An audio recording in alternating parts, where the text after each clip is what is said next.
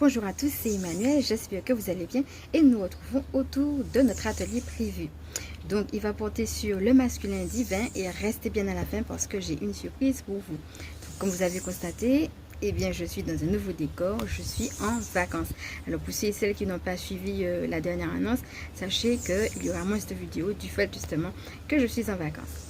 Alors je vous laisse prendre de quoi noter parce qu'il y aura des petites choses intéressantes, un petit verre d'eau, vous installez confortablement, respirez profondément et on est parti.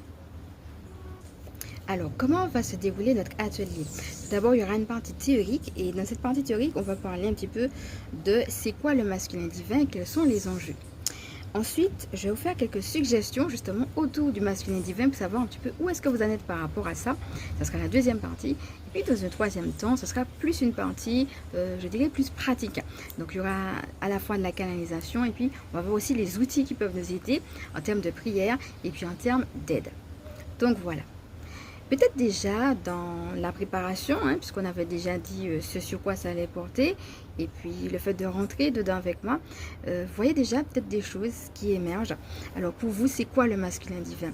Je crois qu'on va commencer vraiment par ça. Donc on va faire une petite respiration ensemble, et puis c'est de laisser émerger ce qui remonte en vous par rapport à ce thème.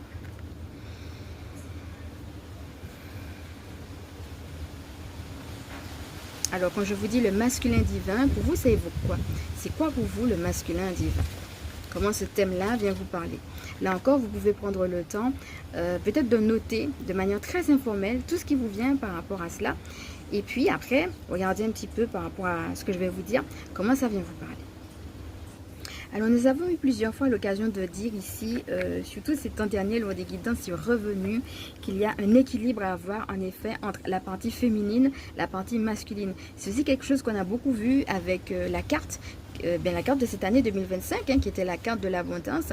Dans l'abondance, il y avait aussi comment je fais pour trouver mon équilibre entre ces moments d'intériorité qui sont nécessaires et ce passage à l'action. Vous voyez, on vit dans un monde où c'est beaucoup d'abord le passage à l'action, et puis après, on verra. Et là, en fait, la donne, elle est complètement inversée justement quand on est dans le divin. Dans le divin, c'est prendre le temps de te poser, observe ce qui se passe à l'intérieur de toi. Et il y a des idées qui naissent, qui jaillissent.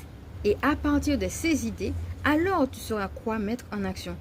Et il y a deux choses. Il y a la révélation, c'est-à-dire les idées que vous avez qui émergent, c'est tout ça, c'est ces intuitions, ces émotions, comme on dit, c'est-à-dire, vous savez, émotion, c'est quelque chose qui est en mouvement, voyez, c'est-à-dire, il y a un mouvement à l'intérieur, c'est pas juste je fais une pause et puis il n'y a rien, comme je dis, il y a